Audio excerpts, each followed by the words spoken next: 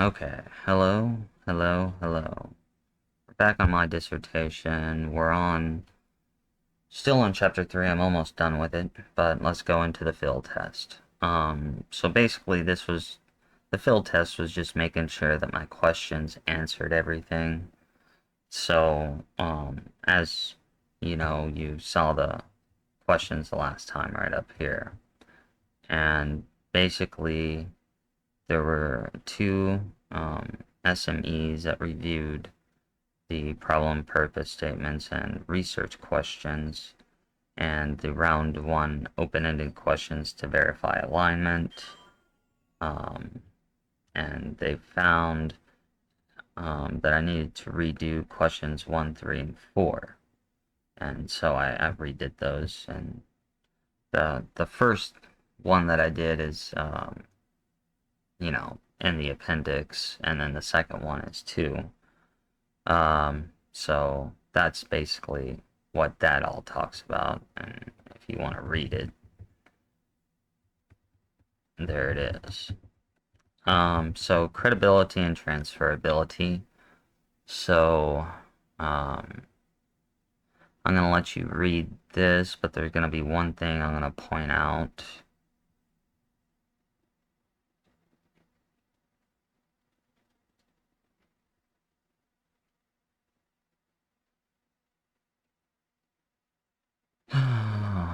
um, right here it is about transferability. Okay, transferability parallels external validity and means that the results of the study can be useful in other settings. Transferability is increased by providing a detailed account of the data collected and analyzed. The research study included the number of participants, the qualifications of participants, and the profession of the expert panel in the study. The study included the number of rounds and how long the study took for the data to be collected. I believe transferability was one. Maybe it was a different one. Then there's credibility. I'll let you read that. Basically, it's just talking about how the research is credible. And then dependability. Oh, it's triangulation that I wanted to point out because that was the important one. Um, Credibility was further increased by participants' verification of the results of the data created from their opinions. To ensure the credibility of this research, the researcher can use several reliable methods or techniques such as triangulation, being conscious of research bias, member checks, and reflective journaling. In this study, triangulation occurred through data sources, i.e., the expert participants represented a variety of fields. So let me explain that part. So as you notice that my participants were in 3 different fields, um, I had business managers and leaders in research theory, and leaders in as probation officers. And so I had to, because I had to do some kind of triangulation in the study, and so I thought it was important to do it through the data sources to perceive how restorative justice is, what their opinions are in those 3 different field areas, so that I could get a better understanding of what needs to be accomplished in my study overall through the leaders in each one of those categories, because each one of those categories, um, business management, researchers and theorists, and probation officers, utilize restorative justice, I would say similarly, but different. And they have different ideas on how it works, and I thought that including those differences and finding common ground um, would help further the restorative justice cause. And then dependability again. Well, this kind of just summarizing some things up. Okay, data collection. So,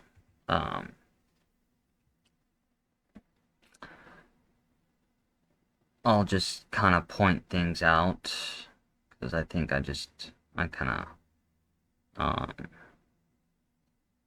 so the primary data collection instrument in qualitative research is the researcher. I use questionnaires and surveys. I emailed questionnaires for round one, and they responded through email. And then I did a 5-point Likert scale. I did the 5-point Likert scale and the um, ranking on Microsoft Forms. And what I did was I sent them the link to those surveys so that they could just, the Likert point scale, once again, is something you know, but you probably don't know the name of it. It's just the strongly agree, neutral, disagree, strongly agree, and the variety that comes with that. And then ranking just lists themes, and people just rank their top themes. So this just goes over how I collected that and how I analyzed it. Most of it was pretty simple, except for the first part because I had to use that QSR in Vivo. So after everything was done and the participants ranked the final themes 1 through 5 to confirm a consensus on the effective restorative justice resolutions, these were the top findings. So, in order for restorative justice to be effective, these were the top findings. Number 1, leadership traits. Leadership is very important to the success of restorative justice. Number 2 was a safe environment. Number 3 was upper management, and upper management is different from leadership. Number 4 demonstrates awareness by spreading knowledge. Number 5, harmer becomes self-aware. Number 6, efficient work environment that induces teamwork. Number 7, oneness, either spiritually or scientific or both. Number 8, focuses on repairing the harm done to improve relationships. Number 9, repairing the harm done provides more benefits than punitive punishment. And I will say that some of these tied, but overwhelmingly, leadership traits was like the clear winner. And we'll get into the discussion of all this in the next chapter when I break everything down and I go through it more individually so people can see the data of everything. So in this talks about how everything was arranged. The first round was 2 weeks, and I had 3 days to analyze the data, which I should have probably given myself maybe 4 or 5 days on that one, but I got it done in 3 days. But I needed clarification from some of the respondents, so there was an extra 7 days and then another 3 days for me to incorporate the new data. So round 1 took 14, 21, and 27 days total. Round two, the participants had 10 days to answer the Likert Scale questionnaire, and then I had 3 days to analyze it. So round two took 13 days. Um, round three was another 13 days. Um, so, I mean, this lasted about 2 months. And man, I had to I had to rush to make it the deadline on a class um, that I wish I would have known before I kind of did something, because I was like, oh man, I gotta get all this written before this class, and man, I had to push it. um, and then the data analysis portion, uh, I'll point out anything obvious in here.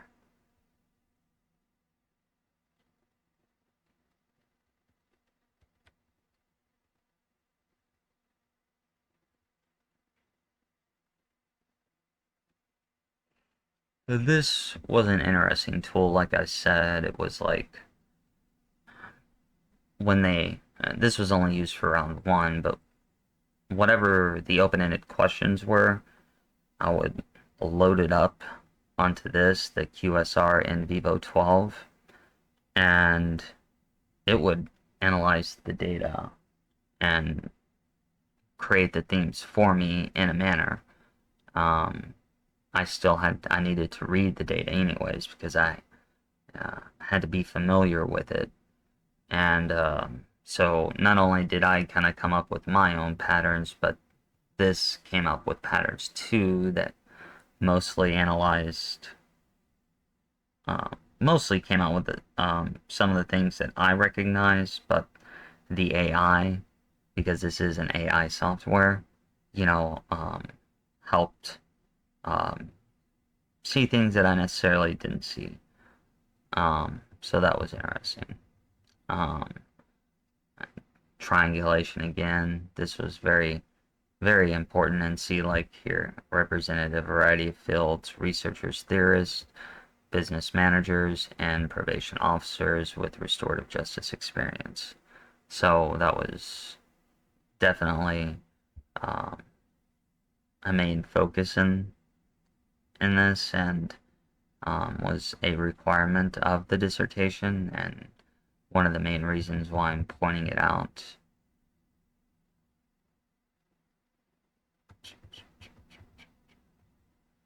And one of the main reasons I'm doing this is not only do I think it's important for people to know, but I am going to be posting this in the Library of Congress.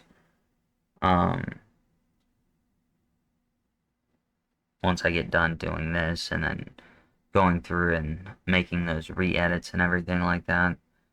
But I feel like this needs to be talked about: restorative justice, and also increasing consciousness and reaching those higher levels of consciousness um, for humanity. This is more than something that's you and me. This is about um,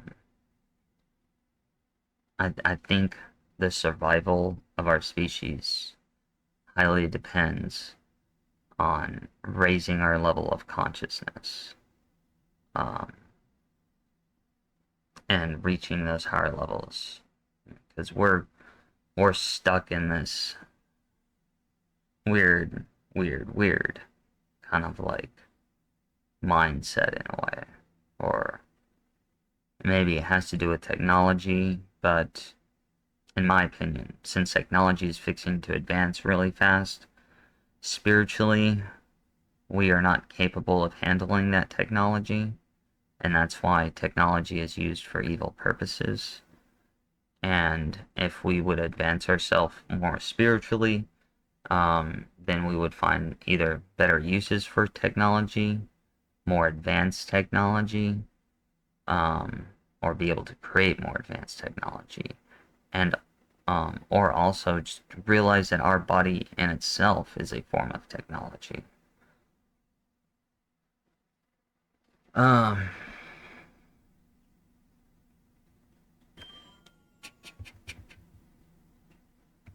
like I said, you can pause and read this. I'm just going to point out anything that I find that you should know.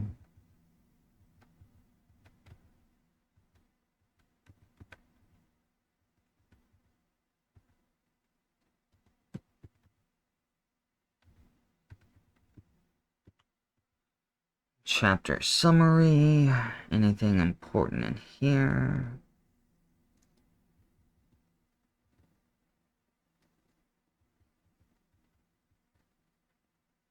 That I need to readdress.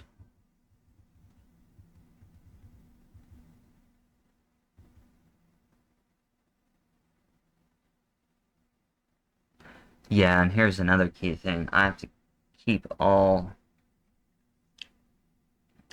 the evidence and informed consent from participants and everything in a lockbox, and then destroy it by fire in 3 years. I thought that was something that was interesting. And you actually have to state how you destroy your evidence. And yeah.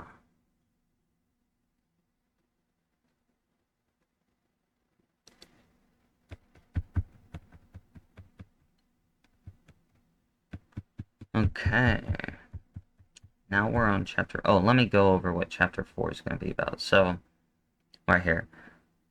Chapter 4 includes detailed results from the data analysis. So after chapters 1 through 3, and those are the chapters I had to write before I even did the study. And this took me about a few years to write, chapters 1 through 3. So now I was able to do the study, and now we're going to be going into the results from what you saw before. And how long have I been doing this for? Oh, okay, I didn't know I reached 17 minutes already. So I was thinking about going into chapter 4, but we'll leave it right here and I'll start afresh on chapter 4 with results next week, because I'm writing a peer-reviewed paper over this, which basically means I cut out all the redundancy and really reduce everything. So, y'all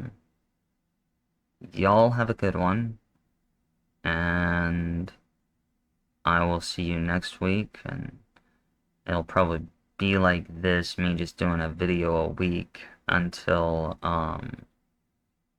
around April the 3rd, when I'm done with that class, and then I'll be able to probably go back to doing 2 videos, which I'll be getting into, I think, some interesting topics on here. So, y'all have a good one. Let me know what you think of the final results. Oh, about the final results, there was only supposed to really be 5 top final results, but some of them tied, so that kind of expanded that to 9. So, and you'll see that later. But, y'all have a good one. Peace. Bye.